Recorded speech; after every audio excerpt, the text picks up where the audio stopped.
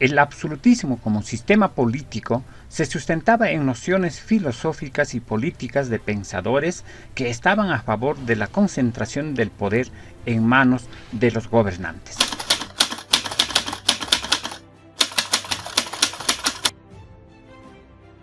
En el sistema absolutista, todo el poder político de un Estado se concentraba en la figura del rey. Por ello, las atribuciones que habían tenido desde la Edad Media las asambleas de representantes, corte en España, parlamento en Inglaterra, estados generales en Francia, eran limitadas. Las decisiones de gobierno las tomaba directamente el monarca con la asesoría de sus consejeros. Algunos soberanos encargaban las decisiones a un primer ministro, función que era asumida por una persona de su entera confianza. Para finalizar su autoridad, las monarquías absolutas contaban con un gran aparato administrativo constituido por funcionarios pagados por el poder central. Ellos se hacían cargo del cobro del impuesto con los que se financiaban los gastos de la burocracia, la corte y las guerras externas. El constante incremento de esos impuestos causaba el descontento de los sectores populares.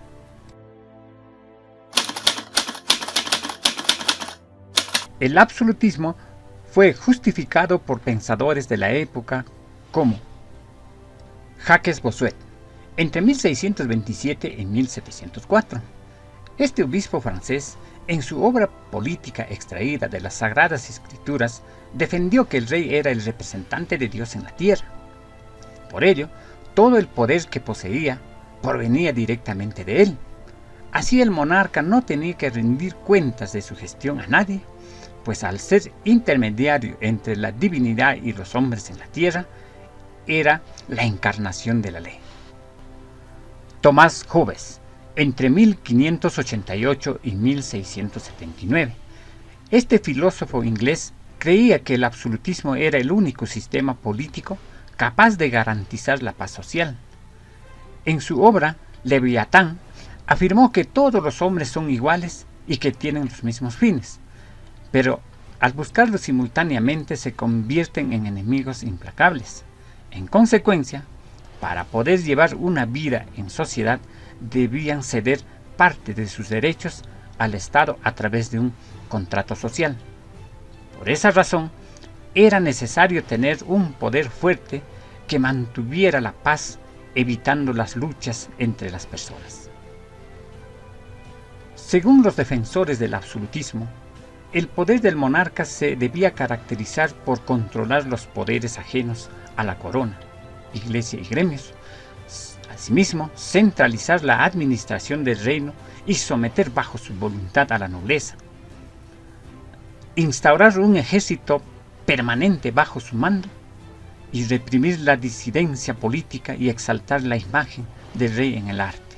Durante el siglo XVII se desarrollaría en casi todos los países de Europa una lucha entre el absolutismo y su principal opositor, el parlamentarismo. Este último criticaba las tesis que justificaban la concentración de todo el poder en manos del rey sin rendir cuentas a alguien. Los parlamentaristas postulaban que el poder debía ser compartido entre el rey y el parlamento para evitar que los reyes se convierten en tiranos.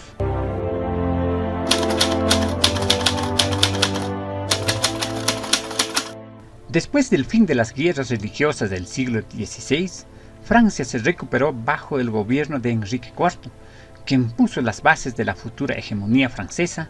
En 1610 lo sucedió su hijo Luis XIII.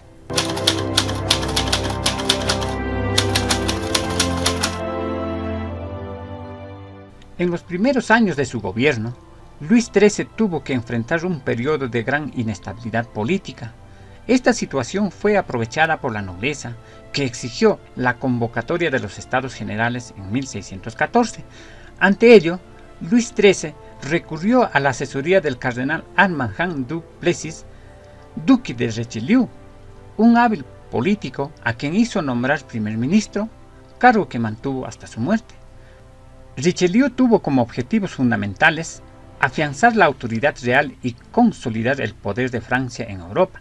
Para ello, buscó someter a la nobleza, neutralizó a los protestantes y fortaleció el poderío militar del país. En 1642 murió Richelieu y fue sucedido por el cardenal Mazarino. Al año siguiente también murió Luis XIII y lo sucedió su hijo Luis XIV.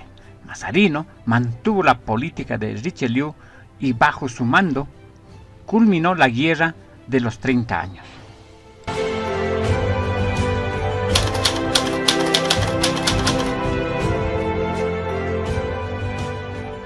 Cuando murió Mazarino en 1661, Luis XIV asumió directamente el poder y decidió no elegir primer ministro.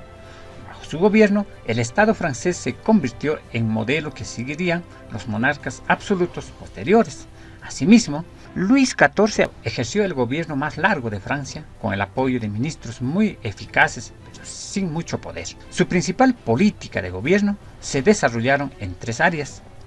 Economía. Estuvo dirigido por Jean-Baptiste Colbert como partidario del mercantilismo. Colbert desarrolló una política orientada a obtener metales preciosos. Así estimuló las exportaciones, redujo las importaciones y fomentó la industria nacional y mejoró el régimen tributario. Política interna. Luis XIV centralizó totalmente la administración del reino. La nobleza, que aún mantenía rasgos feudales, se convirtió en cortesana totalmente dependiente del monarca. En la corte de Versalles, los nobles vivían solamente para realzar la majestad del rey. En lo religioso, el edicto de Nantes fue revocado, lo que provocó que muchos protestantes huyeran de Francia. Política internacional. El rey basó su política externa en el principio de fronteras naturales de Francia, los Pirineos en el sur y el Rin en el este. Esto llevó a iniciar varias guerras que le permitieron obtener Estrasburgo, parte de Luxemburgo y Flandes.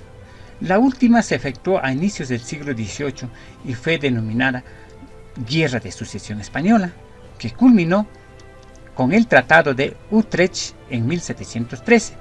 A través de este acuerdo, la Casa Real Francesa de los Borbones renunció a la unificación de las coronas de Francia y España, y Felipe V fue reconocido solo como rey español.